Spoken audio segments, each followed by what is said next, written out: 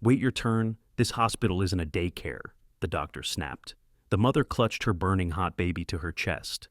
Across the waiting room, a woman in a faded denim jacket stood slowly, her expression unreadable. No one knew she owned the hospital, but they were about to find out. For years, Ava Torres lived a life of quiet power.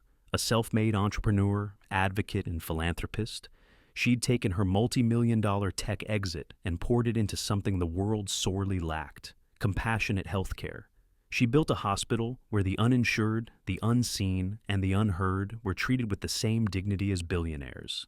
And she made one thing clear: her name didn't need to be known, only her values. But recently something changed. Whispers reached her ears, anonymous complaints. Patients turned away, staff silenced. A hospital that once felt like hope was starting to feel like a machine. Ava needed to see it with her own eyes, and she needed to do it quietly. That night, she left her apartment in oversized clothes, sneakers, and a thrifted coat. No entourage, no makeup, just her, anonymously walking into her own hospital as an ordinary patient. At the front desk, the receptionist barely looked up. Name? Ava. Insurance? Paying cash. The woman sighed. Fine. Fill this out. Might take a while. Ava took her seat, quietly observing. Next to her, an elderly man wheezed, clutching his chest. On her other side, a mother gently rocked a child whose forehead glistened with fever. The mother approached the desk. Please, he's burning up. He needs help. The receptionist didn't even flinch. Everyone waits their turn. If it's that bad, go to county. Ava's hands tightened. Minutes later, a man in a suit walked in. No appointment, no waiting. Doctor, Javier is expecting you. The receptionist smiled, waving him in. So, this was it. The hospital that was supposed to treat everyone equally was playing favorites and ignoring the truly sick. Ava stood and softly approached the desk. The man clutching his chest. The baby with the fever. Are you sure there's no way to expedite help? The receptionist frowned. Lady, are you a doctor? No, Ava replied calmly. But I built this place to save lives, not this. She returned to her seat, anger brewing beneath her composed surface. She hadn't yet seen the full extent of the rot, but she would. Then came the voice, sharp, lazy, and dripping with contempt. This hospital isn't a daycare. If your kid's got a cold, take him home. It was Dr. Javier, the infamous name from the complaints. Ava watched as he dismissed the desperate mother like she was an inconvenience. Her child whimpered in her arms. Ava stood, walked over, and gently offered the mother her scarf to cradle the sweating baby. You're not alone, she whispered.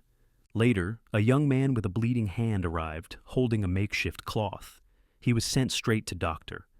Javier. Moments later, the doctor's voice echoed from down the hallway. Are you serious? That's barely a scratch. You people... The boy walked back out, humiliated. Ava approached. Let me see. Who are you? He asked. Someone who gives a damn. She helped bandage the wound using gauze from her purse. Across the hallway, Dr. Javier scoffed, unaware that the woman helping his dismissed patient was the hospital's founder. A nurse brushed past, gently touching Ava's elbow. Thank you, and I'm sorry. He's like this every day. No one dares speak up. Ava looked into her eyes. Why not? Because management protects him? That was the last straw. Ava navigated to the staff break room and stood outside a cracked door listening. Inside, nurses vented in hushed voices. If you speak out, he retaliates, cuts shifts, ruins your schedule. And management covers for him because he keeps the patient numbers up. Ava stepped in. How long has this been going on? The nurses froze. Who are you? Someone who still believes this place can be saved. They told her everything, how staff were silenced, how metrics mattered more than lives, and how Dr. Javier was untouchable. Until now. Ava returned to the waiting area. The same people still sat there, sick, scared, waiting. She walked to security. I need to speak with the administrator, now. Confused but sensing her authority, the guard made the call. Minutes later, Ava sat across from the hospital administrator. What is this about? He asked coldly. She removed her hoodie, her presence shifting. My name is Ava Torres. I own this hospital.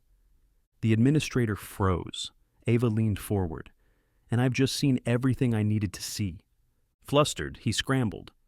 If we had known, why should that matter? Should only I get decent care here? The administrator stammered. Doctor, Javier is efficient. He keeps our stats high. Stats don't breathe, Ava snapped. Patients do.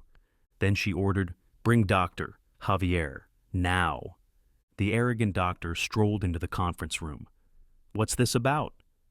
He saw Ava and smirked. You again? She owns the hospital, the administrator said, voice flat.